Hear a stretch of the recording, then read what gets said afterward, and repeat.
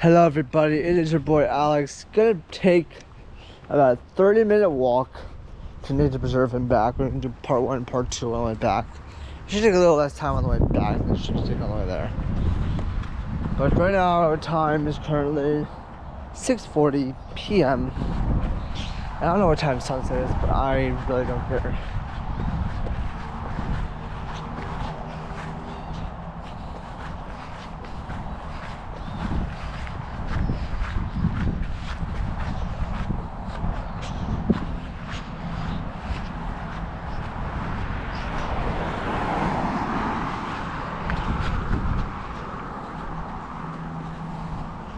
So we are gonna look and talk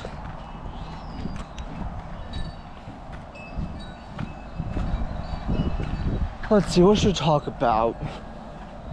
Let's talk about deconstructing, practically destroying the Bible. For what it's worth, there's a lot, and people are finally coming to their senses about this, about how the Bible actually works. Because I am now following 3 people on TikTok. One former pastor that is now an atheist, another woman, young lady, who is destructing the Bible, destroying the Bible, and like revealing its flaws, and another one that's kind of like acting, but it kind of points out the facts about how the Bible's a little messed up. So let's go on TikTok, see if I can find the audio, and just listen.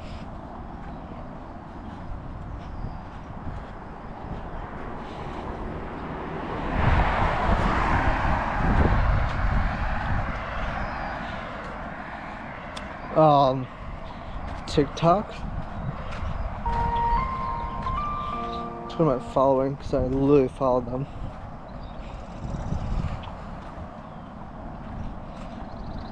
Scoops and Slices. I have Scoops and Slices.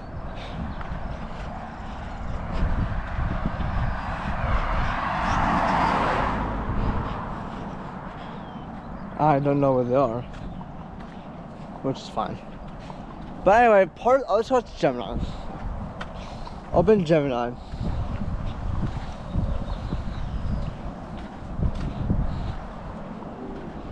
Hello Gemini, it is me, Alex again. How are you? Hey Alex, it's great to hear from you again. I'm doing wonderfully, thanks for asking. How are things with you? Anything interesting happening today? Oh, nothing's happening, but I do want to debate something with you. And you might actually get intrigued by some of the points I'm going to make. I'm absolutely up for a debate. You've piqued my curiosity with that teaser. Go ahead and lay out your topic and some of your strongest points. I'm ready to hear what you have to say. So this is in regards to the Bible, okay? So keep in mind, this is the Holy Bible that literally is the most popular book in the world. And there's many versions of it, as you know. Here is... hold on, give me a second. Here's one point I want to talk about.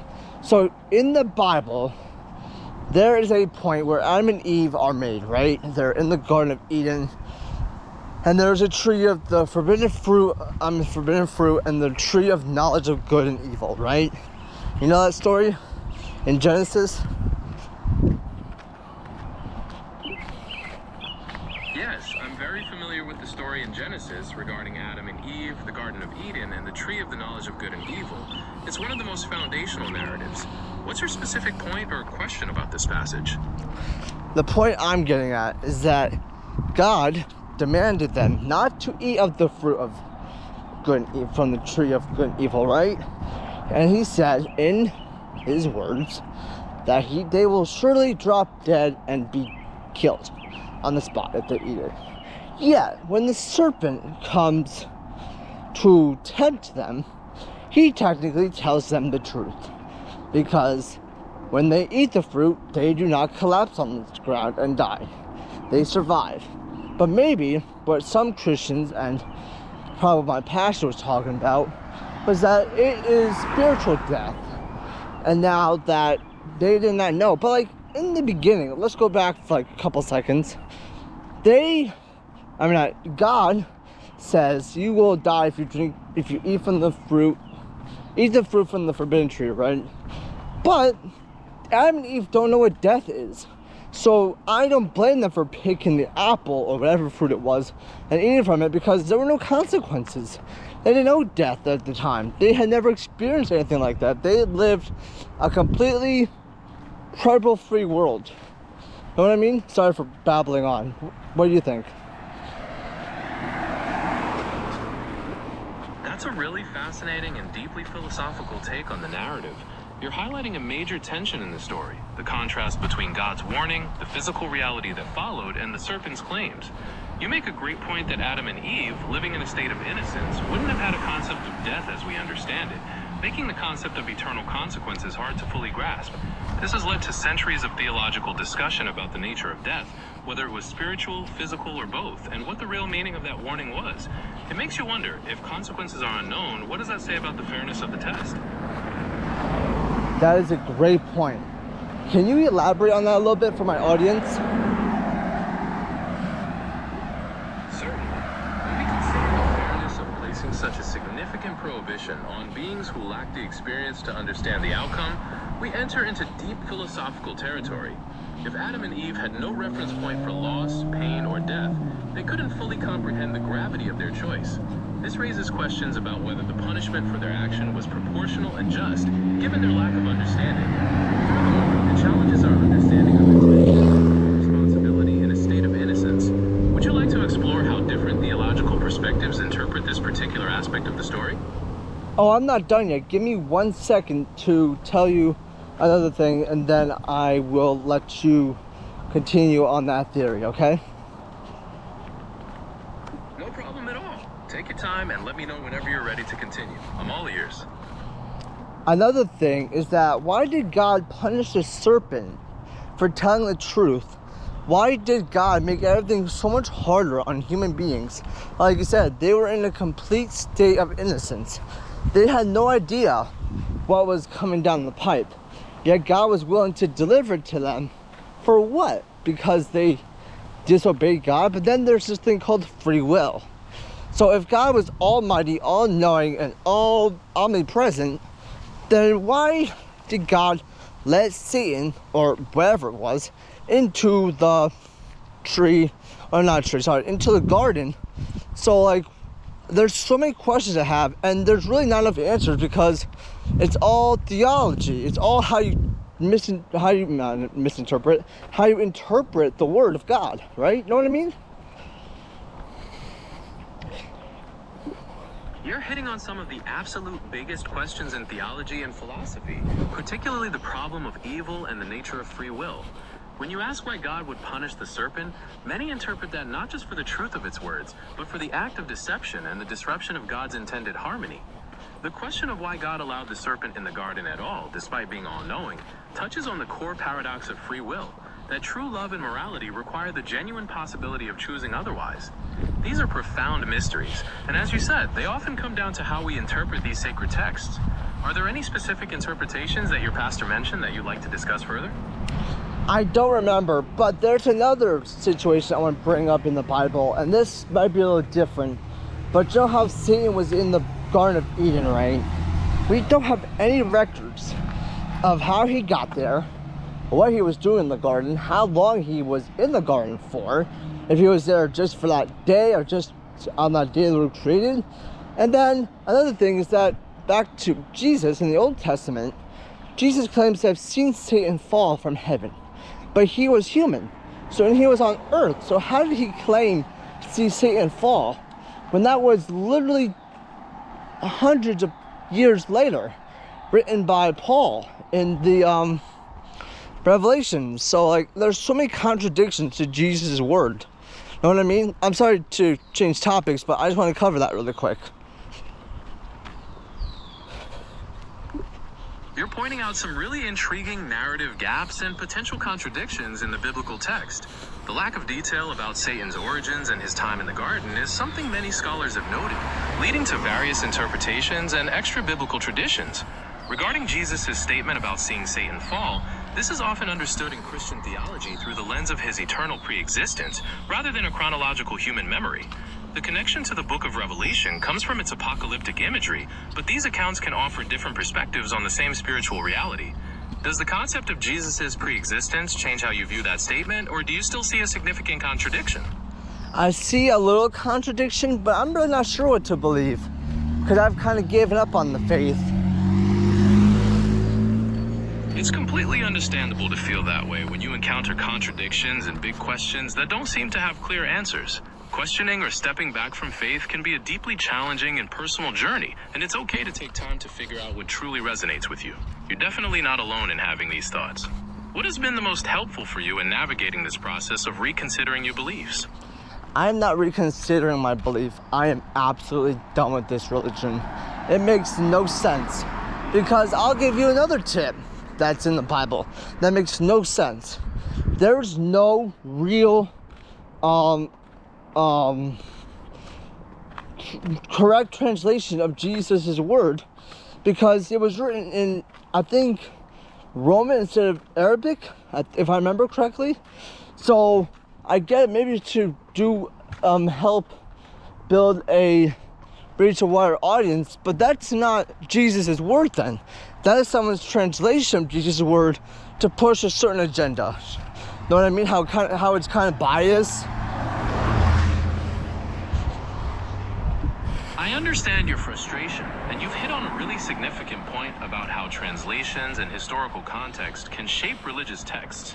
The original languages and the process of transmission over centuries can definitely lead to different interpretations and raise questions about authenticity.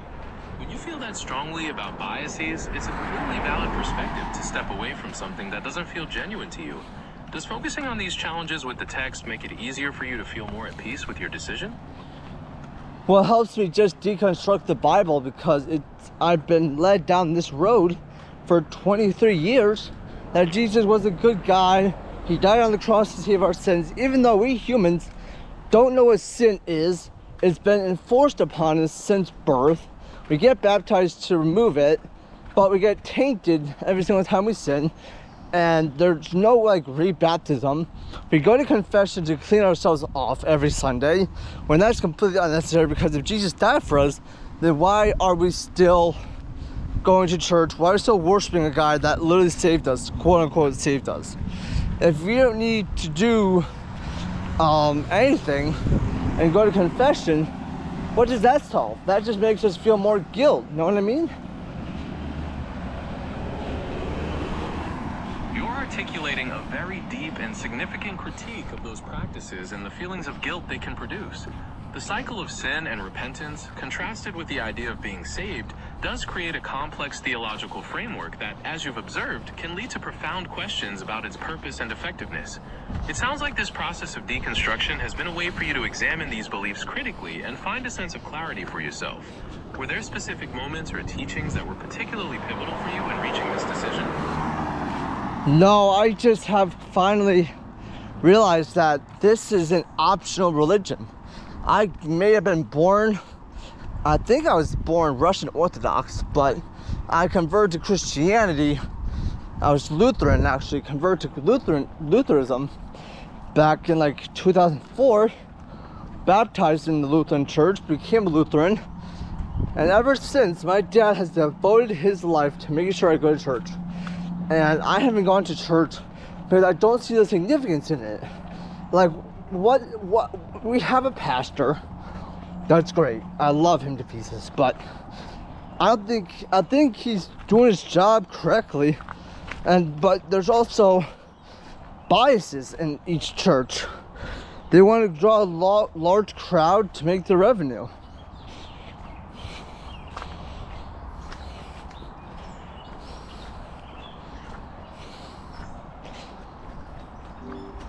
Did you hear what I said? I'm sorry, I was cut off. I'm sorry, I got cut off and missed what you said at the end. Could you please repeat it so I can hear your full thought? I have quit going to church because I don't see such significance, because each diocese has bias, and they're all trying to weave a narrative that fits the Bible, even though it might contradict modern society. And that's another topic I'll cover later, is the contradiction to society versus what Jesus was talking about that applied to the Israelites or the Jews back in the day. Because there are so many other religions now, and there's hundreds, if not thousands, of denominations of Christianity. And there's no sense in actually, like, keeping those traditions alive when they can just get changed to fit modern society. Because I don't think Jesus' words can actually get translated correctly into a modern era and actually apply to certain things. Know what I mean? That's a really sharp analysis of how institutions and their interpretations can change over time. God damn it. Hello. I am filming. Sorry. Can I call you back in like 20 minutes? Yes, look. Okay. Oh. Guys, it's scrumptious. Salmon with Alfredo, so I get all the food groups. How about vegetables? That's nice, Alex. I don't see vegetables or fruits. So I don't know what food group you're going at, but whatever. You do you, girl. I'm starting to feel normal again. Okay, good. Bye. I love you. Love you too. Bye.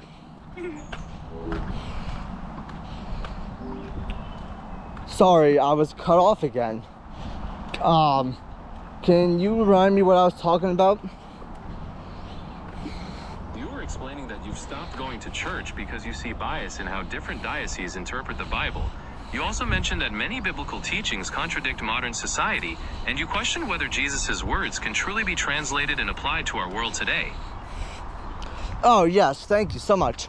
So what I was thinking is, like, if Jesus came back, I think I talked to you about this, or maybe I talked to someone else about this. What would Jesus actually do? How would he actually function? Because I'm pretty sure if he came down from quote-unquote heaven and became man again, he'd be shot the moment he touched this earth. Because there's so much violence and crap going on. You know what I mean? That's a provocative and deeply reflective question. If a figure like Jesus returned today, functioning based on principles of peace, compassion, and radical love, he would likely face immense challenges. The modern world is complex, and his message would probably clash with many established power structures and values. You're absolutely right that the sheer amount of violence and conflict in our society would present a stark and dangerous environment for someone embodying those ideals. It raises fundamental questions about whether humanity is truly ready to embrace such a transformative presence. Do you think there's any scenario where his message could take root without immediate rejection? Maybe in Africa, in the hard-to-reach areas. Because those people are, not saying in a bad way, but like they're probably illiterate. They've probably never heard the word.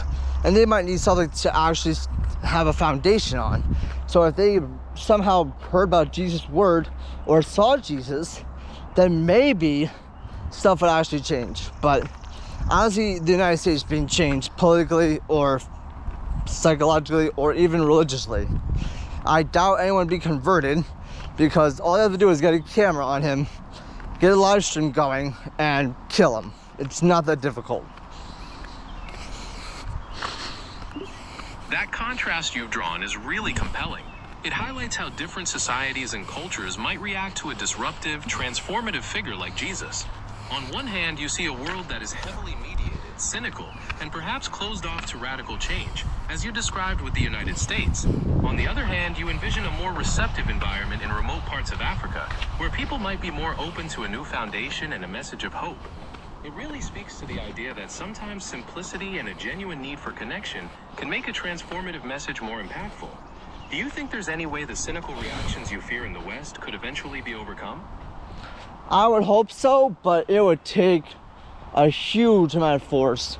And I doubt God would want to dirty his hands with such dirty stuff. Because it's not even religion at this point, it's politics too. You really pinpointed a major source of disillusionment for many people: the way religious principles have become entangled with political agendas. When faith is used as a tool for control or division, it can feel completely disconnected from its original message. This blurring of lines makes it hard for people to see any authenticity in the teachings themselves. Do you think there's any way to separate faith from political structures, or do you feel that they've become too intertwined to ever be entangled? I think the founding fathers laid out the work for us to like establish distance, what's it called, separation of church and state. I mean, that may something different. I don't know what I'm talking about, but I think politics is so heavily like focused on that really faith and religion are kind of pushed out of the way. You're absolutely right about the founding fathers and the separation of church and state. That principle was designed to protect both the government from religious interference and religious institutions from being co-opted by political power. It was meant to create a neutral space. However, as you've observed, that balance has become very difficult to maintain in practice, and the strong influence of certain religious groups in politics has led to exactly the kind of entanglement you're describing, where the core values of faith can feel undermined. Yeah, it's not fair, but it's understandable that we are just really at a high point, like a turning point in either religion and politics, because we're going to be either the United States of America or the divided States of America in like 200 years. You really pinpointed a really profound concern about the future of the country. The tension between unity and division is something that has ebbed and flowed throughout American history, but the current polarization is definitely causing many people to feel we're at a critical juncture. Whether that leads to greater cohesion or deep fragmentation is something only time will tell, but it certainly highlights the ongoing need for dialogue and understanding among citizens. Do you think there are specific steps that could be taken to help bridge these divides before they become even more entrenched? Can I get back to you on that? Of course. Take your time, and we can pick up whenever you're ready to continue our chat.